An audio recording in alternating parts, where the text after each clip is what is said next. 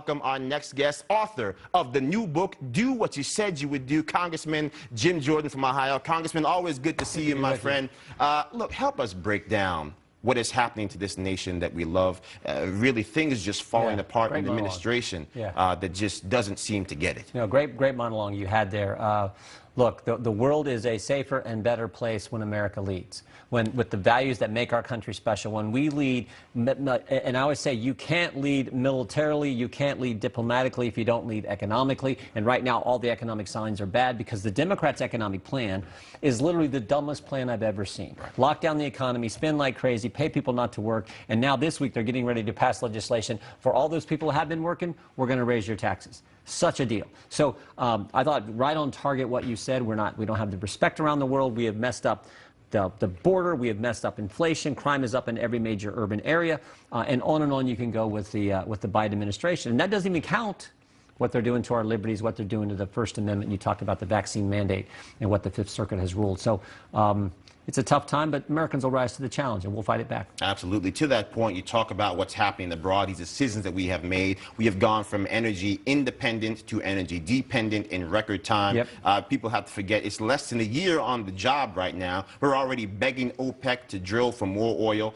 No regulations over there. They don't care about the environment, all in the name, allegedly, of improving the environment while we have hamstrung ourselves here at home. Talk to us about the dangers that makes for the world, particularly in light of what we saw with that pipeline going from Russia to Germany and the aggressions we now see from Russia and China. Great point. And no one thought it could happen this fast. I mean, we're literally from 10 months ago under President Trump, energy independent country, to now where we are with Joe Biden. But last week in committee, one of the Democrat members of Congress, we had the CEOs of the big oil companies in to testify.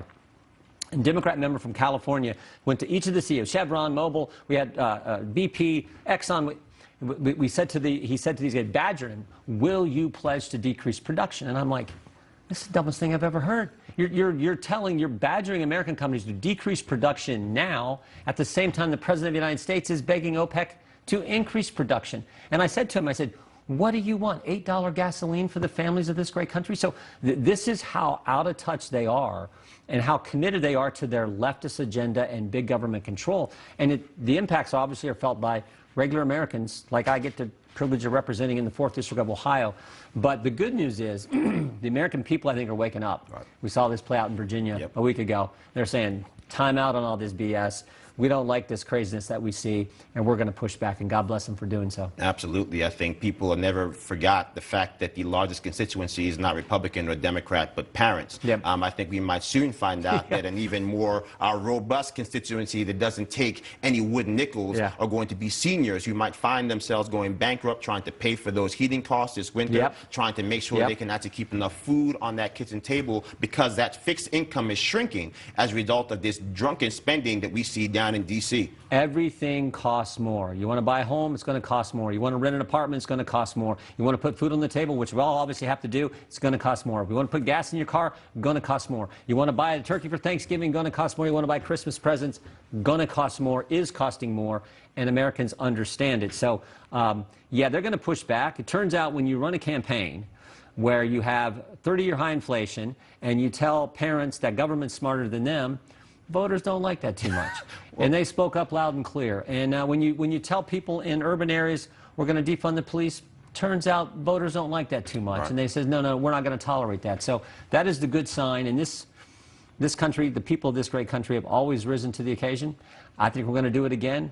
We're going to fight back the left. I think we're going to put Republicans back in power next November, and that'll be good for the country. Absolutely. I want to talk specifically about the driving cause of all of this, that spending down in D.C. We had this spending bill that was passed, unfortunately, with the support of 13 Republicans. On some basic level, how do we get more and more people to recognize that the administration is engaging in what I like to call the new voodoo economics, right? They seemingly don't seem to recognize that when you keep spending money we don't have, it causes the inflation. Ironically, the president just announced he recognizes there's inflation, all while insisting that more spending will somehow help curb it. Yeah. It makes sense of that for me because all of us here in the real world don't understand how the D.C. fuzzy logic actually gets things to where they are today. You can't make sense of it. It's and they don't believe it. I mean, unless they're, I mean, maybe they're that crazy. But John Yarmouth, to add to what the president said, yeah, we're going to spend more, and that's going to help inflation. No one believes that. I don't even know if the president does. But John Yarmouth, who's the chairman of the Budget Committee, the Democrat chair of the Budget Committee, this is about a month ago, he said, no, we don't have a deficit or debt problem because we can always print more money. And I'm like, you're the chair of the Budget Committee, for goodness sake. So American people get it. The left doesn't, which makes me think this is intentional. They can't believe the stupid things they're saying. It has to be intentional what they're doing to our border. It has to be intentional what they're doing to prices.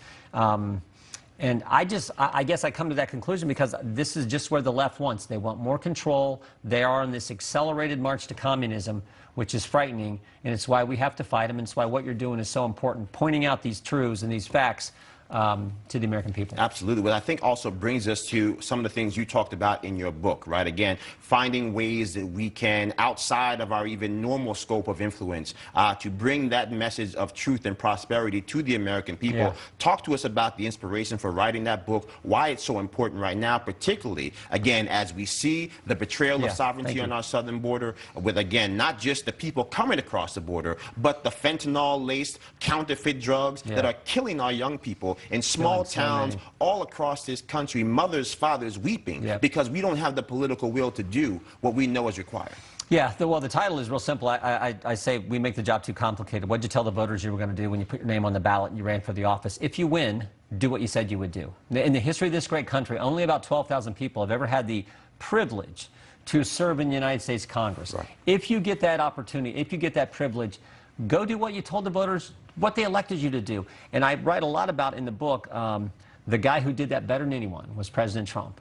Did more of what he said he would do than anyone else, and the opposition he faced. So I try to take your viewers, if they read this, they'll get a behind-the-scenes view of what it was like to interact with President Trump and that amazing presidency he had, all the attacks from the left.